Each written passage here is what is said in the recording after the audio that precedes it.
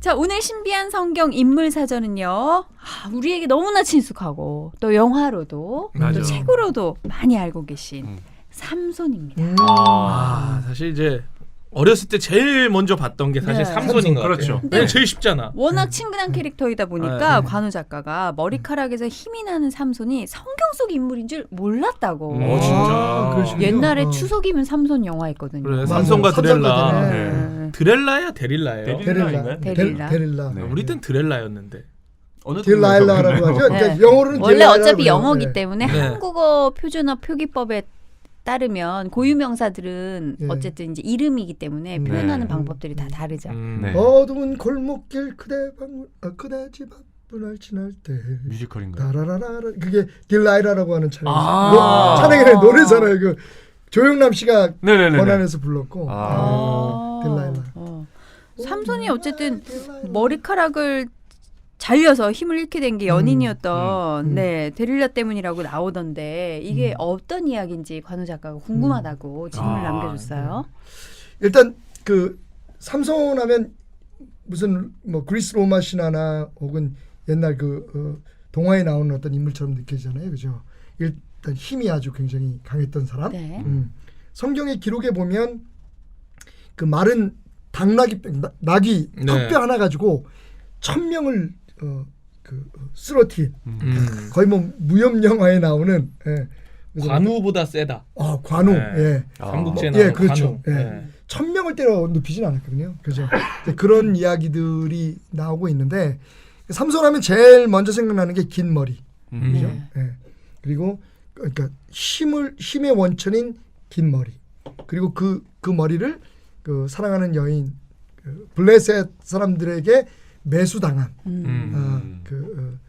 데릴라라고 하는 여인에게 그 머리가 잘려서 결국은 블레셋 사람들에게 잡혀가가지고 눈이 뽑히고 짐승처럼 그 당시에 돌렸죠. 맷돌이죠. 네. 맷돌. 네. 예, 말이나 소가 돌리는 그 연자 맷돌을 돌리고 그다음에 노쇠 끈으로 손과 발이 묶였다.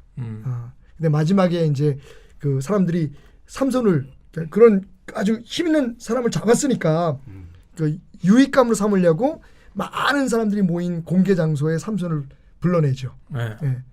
그리고 이제 삼손을 막 욕을 보이는데 그때 이제 삼손이 마지막으로 하나님 앞에 기도합니다. 이번 한 번만 내게 힘을 주셔서 내가 그 당한 이 모욕 그리고 하나님에 대한 원수를 갖게 해달라고. 마지막 힘이 주어지면서 삼손이 거기에 모였던 많은 그 블레셋 사람과 함께 죽는 그게 이제 마지막 장면인데 그 삼손에 대해서 우리가 좀 그 정리를 해볼 필요가 있어요. 네. 그럼 진짜 그 삼손의 힘이 머리카락에서 나왔을까? 그죠? 그렇게 지금까지 34년을 그렇죠. 알고 있는데 그렇죠. 네. 아닙니까? 근데 네. 뭐 상징일 수도 있겠죠. 그렇죠. 그러니까 저는 이제 그런 걸 얘기하고 싶은 거예요. 그러면 우리의 힘이 진짜 기도에 있느냐? 그죠? 그러니까 이제 여기서 말하는 삼손에게 여기서부터 시작합시다. 그 성경에 태어나기 전에 그 수태고지라고 해요. 그 아이가 태어날 것을 어떤 목적을 가지고 이 세상에 올 것을 미리 고지한 그러니까 그렇게 그 예언을 한 하나님이 알려주신 사람이 몇 명 안 됩니다. 네. 물론 당연히 예수님 계시고 그다음에 세례 요한도 그 예수님 그 태어나시기 전에 태어날 거를 이미 얘기하셨죠. 네. 구약 성경에는 삼손이 있어요. 예언이 있었군요. 삼손이 태어난 목적 자체가 그 나라를 그 혼란에 빠져 있었던 그 이스라엘의 한 부족을 구하기 위한 하나님의 섭리였다는 거죠. 근데 그 아이가 태어나면 그 아비와 어미에게 하나님께서 이런 약속을 시키시죠. 언약을 하시죠. 그 머리를 자르지 말고 그리고 그 포도주를 입에 대지 마라. 근데 이게 뭐냐면 이제 나실인이라 그래요. 나실인이라고 했는데 그러니까 어떻게 특별하게 하나님께서 사용하시기 위해서 하나님 앞에 성별된 사람, 구별된 사람을 나실인이라 그러거든요. 이게 나실인의 언약이라고 하는데 그것 중에서 가장 중요한 게 뭐냐면 일단 그 머리를 자르지 말고 머리에다가 칼을 대지 말고 그리고 포도주를 입에 대지 마라. 그러니까 이제 우리가 많이 생각할 때 삼손의 힘은 머리에서 나왔다라고 얘기하잖아요. 근데 사실은 머리에서 나온 게 아니라 삼손이 하나님 앞에 그 언약을 지킴으로써 맺었던 하나님과의 관계가 힘이었던 거죠. 그러니까 머리가 잘리면서 그 관계가 끊어진 그렇죠. 거예요. 근데 바로 성경을 보면 그 다음 절에 뭐라고 그 이야기 다음에 뭐라고 나오냐면 삼손의 머리가 자라기 시작했더라라고 말이야. 그러니까 이게 사실 머리카락 자체에 힘이 있는 게 아니라 머리를 자르지 않음으로써 하나님과의 약속을 지키는 그리고 관계가 깊어지고. 관계가. 그러니까 모든 힘이 관계예요. 여기서 이제 제가 하나 지적하고 싶은 건 우리가 아니 영성이라는 얘기 하잖아요. 저 사람 진짜 영적 능력이 있어. 막 그래. 근데 영성은 하나의 어떤 능력, 파워로 생각하잖아요. 그래서 신비주의에 빠지는 사람들이 많습니다. 기독교는 그 신비적인 종교가 맞습니다. 그죠? 그러니까 인간으로서는 생각할 수 없는 신비적인 일들이 많잖아. 그죠. 근데 문제는 이게 주의가 되면 안 되는 거예요. 이즘이 되면 안 되는 거죠. 그죠? 근데 사람들이 그렇게 생각해요. 저 사람이 기도를 받으면 뭐 어디 가서 기도하면 뭐 누구의 어떤 교회를 가면 그러니까 어떤 장소나 어떤 사실에 대한 어떤 그 능력 같은 것들을 우리가 생각하잖아요. 근데 진짜 영역은 하나님과의 관계에 있어요. 그래서 제가 삼손을 통해서 우리가 진짜 배워야 할 건 어떤 그 한 사람의 영웅의 무용담이 아니라 그 사람이 어떻게 힘을 얻게 되었고 어떻게 힘을 잃게 되었고 그리고 다시 어떻게 힘을 회복해야 되느냐 그게 사실은 맥이거든요. 그러니까는 결과적으로 보면 삼손이 힘을 잃었던 거는 그러니까 하나님으로부터 멀어졌다라는 거죠. 몇 가지 중요한 게 있어요. 이게 굉장히 좋은 교훈인데 왜 그가 이 세상에 태어났는지를 잊었죠. 이건 우리에게도 다 해당되는 거잖아요. 그죠? 네. 누군가를 잊어버렸어요. 그 다음에 자기의 힘을 가지고 유의의 대상으로 삼았어요. 요즘 세상에 우리가 꼭 들어야 할 얘기는 갑질하는 사람들이라든지 특별히 이제 교회나 종교적으로 자기에게 주어진 힘을 그 마치 하나님인 양 과시하고. 삼손이 그런 재미를 봤거든요. 그러니까 예를 들면 막 블레셋 사람들에게 그 퀴즈를 내 가지고 그 수수께끼를 내 가지고 그걸 못 맞추면 그 사람들을 못 살게 굴고 막 이런 일들을 했거든요. 그러니까 일종의 자기에게 주어진 그 힘이 하나님께서 맡기신 사명을 위해서 사용하라고 주신 건데 그걸 유의의 그런 도구로 사용했다는 거죠. 그다음에 또 세 번째는 그 이제 여기 데릴라라고 하는 여인이 등장합니다. 그 너무 욕구 욕망에 사로잡혔던 거죠. 그러니까 이런 몇 가지의 그 문제 때문에 결국은 하나님과 멀어지게 됐고 그로 인해서 그 블레셋 사람에게 그 매수된 데릴라라고 하는 여인에게 자기의 비밀을 말해주죠. 내 힘은 머리에서 왔다. 그래서 그 머리를 잘라버리게 되는 겁니다. 그리고 이제 잡혀가게 되는 거죠. 그럼 블레셋 사람들이 삼손을 그렇게 힘을 잃게 만들고 네. 공격했던 이유는 어쨌든 하나님을 욕보이기 위해서 그렇죠. 거네요. 그러니까 이게 삼손이라는 한 사람 때문에 자신들이 이제 뭐 추수 때가 되고 이러면 이스라엘 사람들을 약탈을 했거든요. 네. 근데 삼손이 있는 한은 안 되는 거야. 그러니까 삼손만 제거해 버리면 그래서 삼손을 제거하기 위해서 심지어는 그 삼손의 그 자기 가족들 친족들까지 이용합니다. 그 사람들을 매수해 가지고 삼손을 동아줄로 묶었는데 이걸 다 끊어버리죠. 근데 결국은 그랬던 삼손이 사랑의 사랑은 눈물의 씨앗인 거죠. 거기에 약해서 결국은 이제 이 데릴라가 처음에 그 유혹할 때는 안 넘어가요. 그런데 계속해서 당신 나 안 사랑하는 거지. 사랑하면 왜 비밀이 있어? 왜 당신 나한테 거짓말해? 그러니까 결국은 그 비밀을 얘기하고 술에 취해서 그녀의 무릎을 베고 잘 때에 머리를 자릅니다. 그게 이제 삼손과 데릴라의 영화의 가장 클라이막스가 되는 거죠. 그래서 여기서 우리가 생각해야 될 건 만나야 돼요. 그런 교훈도 있겠지만 진짜 중요한 건 하나님의 사람이라면 하나님과의 관계를 가장 우선 아까 제가 잠깐 말씀드렸지만 우리 기도의 능력이 있는 게 아니라 그죠? 하나님 안에서 드리는 기도의 능력이 있는 거니까 하나님이 그 기도를 들어주시니까 능력이 있는 거죠. 그러니까 우리가 예배 참석하는 그 자체로 그건 이제 일종의 율법이잖아요. 그 행위 자체의 능력이 있는 게 아니라 그것을 통해서 하나님과 얼마나 우리가 가까이 관계를 유지하느냐. 아니 근데 한편으로 인간적으로 볼 때 삼손은 그러면 하나님과의 관계, 데릴라라는 여인과의 사랑 둘 다를 얻을 수는 없었던 걸까요? 제가 그 질문을 동치미에 가서 받았잖아요. 갑자기 얘기를 하다가 제가 너무 신앙적인 얘기를 하니까 물론 이제 방송에 다 안 나갔습니다만 조금 기분이 안 좋으셨나 봐요. 그래서 저한테 물어보더라고요. 제가 이제 제 아내 얘기하고 하나님 얘기를 계속하니까 네. 그러면 목사님 하나님과 그 사모님 중에서 둘 중에 하나를 선택해야 되면 누구를 선택하겠냐? 어렵다. 근데 저는 되게 쉬웠어요 그게. 네. 당연히 난 아내를 선택하겠다. 그때 사람들이 이제 막 약간 조소 비웃음이 나오는 거예요. 그러니까 제가 딱 얘기를 했죠. 하나님은 나에게 있어서 선택의 조건이 아니다. 내가 선택할 수 있는 대상이 그러니까, 아니다. 그러니까 내가 선택할 수 있는 것에서 가장 먼저 선택할 것은 난 내 아내다. 그냥 깨갱이죠 다들. 그래서 이제 외워놔야지. 그러니까, 예. 사실 그렇잖아요. 하나님 우리가 어떻게 선택해요? 그리고 내 아내도 하나님이 허락한 사랑인데. 그러니까. 그러니까 삼손은 데릴라가 이제 맞지 않은 사랑이었던 거죠. 아니 사실은 삼손이 데릴라를 사랑한 거에 대해서 우리는 뭐라고 얘기할 수 뭐라고 없는 할 거죠. 수는 없지. 근데 이제 믿음 안에서 예, 그녀를 근데, 계속 예, 기다렸다면 어느 순간 데릴라도 변하지 않았을까. 핵심 이슈는 그거예요. 그러니까 하나님이나 신앙은 우리의 선택의 조건이 아니다. 그러니까 하나님이 우리에게 허락하신 가족들 정말 최선을 다해서 사랑하고 근데 하나님 안에서 성경에도 보면 부모님에게 공경을 하고 순종을 하는데 주 안에서 내 부모에게 순종하라고 얘기하고 있잖아요.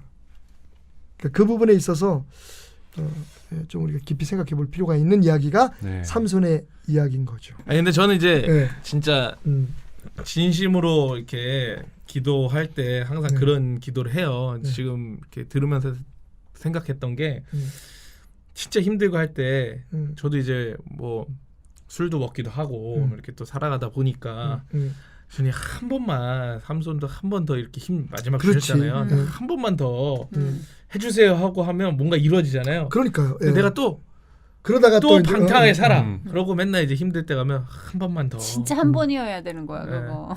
근데 한 번만 더. 그게 이제 삼손의 이야기가 들어있는 사사기의 메인 주제예요. 그러니까 사사기의 주제는 뭐냐면 인간이 죄를 짓죠. 하나님께서 그들에게 이제 어떤 그 연단을 주시죠. 예. 그러면 인간이 깨닫고 회개를 해요. 그럼 다시 하나님이 사랑해 주세요. 그리고 어느 정도 시간이 지나면 또 인간이 죄를 져요. 맞아요. 이게 반복되는 게 사사기의 스토리거든요. 그러니까 삼손의 이야기도 개인적으로 보면 그래요. 하나님께서 이 삼손을 이 세상에 보내셨잖아요. 근데 이 삼손이 처음에는 이제 어렸을 땐 잘 자라다가 타락을 하게 돼요. 자기의 욕망 때문에 그리고 자기의 힘을 과시해서 그랬다가 다시 이제 아까 얘기한 것처럼 한 번만 더 제게 힘을 주십시오라고 자기가 자기의 죄를 회개하고 하나님을 의지할 때 하나님께서 그걸 불러주시잖아요. 근데 삼손의 이야기에 정말 백미 가장 아름다운 부분이 뭐냐면 맨 마지막에 삼손의 이야기를 맞추면서 성경은 이렇게 얘기해요. 삼손이 다른 사사들과 함께 묻혔다고요. 그러니까 비록 그가 평생에 살 때 자기 힘과시한 것밖에 별로 없어 보이지만 근데 하나님은 그를 버리지 않았던 거죠. 그러니까 그가 죄 중에 죽긴 했지만 물론 회개를 하고 그 과정을 돌아온 통해서 그를 받아주셨다는 거죠. 그러니까 그냥 사사로 또 인정을 해주신 거예요. 그러니까 그런 면에 있어서 우리 하나님의 사랑을 우리가 돌아볼 수 있는 거죠, 그죠? 저는 뭐 이제 크리스찬들이 이제 너무 농담처럼 아유 우리 또 뭐 술 마시고 놀다가 또 새벽기도 가잖아 뭐 이렇게 하는 사실 그런 뭐 그런 그렇죠. 것도 사실 뭐 좋은 건 아니지만 네. 근데 사실은 그러면서 마음속에 내가 언제 그러니까 내가 언제는 돌아가야 할 될 곳을 있다. 알고 있다라는 거. 그리고 저는 솔직히 방송 들으시는 분들은 또 어떻게 생각하실지 모르겠어요. 굉장히 보수적인 분들은 저한테 반대할 수 있지만 그런 것 같아요. 우리끼리 그걸 다 아는 맥락에서는 괜찮은데 믿지 않는 사람들이 보기에 그러면 그래도 되는 되는가 거야 보다. 라고 그렇죠. 생각할 그 부분에 거를 있어서 조심해야 문제죠. 되는 근데 거죠. 제가 생각할 때 교회 다니는 사람들은 그러니까 이게 안 된다고 하면 비밀스러운 삶이 생겨요. 그래서 저는 다시 여러분들의 정말 깊은 이해와 사랑을 기대하면서 제가 말씀드리는데 저는 우리 교회 젊은 집사님들 혹시 술 먹는 분들이 계시면 전 얘기해요. 그러니까 술 먹고 전화하는 친구들이 있거든요. 한잔하자고요? 아니. 그러니까 그건 좀 저는 그래서 그렇잖아요. 얼마나 힘들면 그러겠어. 나는 솔직히 목사한테 한잔하고 목사님한테 전화할 수 있는 것도 되게 그래, 용기 있는 사람 그래요. 같잖아요. 나는 다른 사람 뭐라고 얘기할지 모르지만 저는 거기에 대해서 굉장히 제 나름대로의 자부심이 있어요. 우리 아버지도 그 밤에 가끔씩 전화 오신다고 그럼 하더라고요. 왜냐면 술 먹고 전화하는 네. 존재는 전 여친 같은 존재야. 그럼 절대 해서 안 그러니까 되는 아니, 사람 좋은 아니야? 거잖아. 절대 해서 안 되는 아니 거 아니야? 그만큼 아니 그러니까 보고 싶다. 돌아가고 싶고 보고 그렇지, 싶고 미련이 남는 그러니까 사람인 전화해서 막 거지. 물어.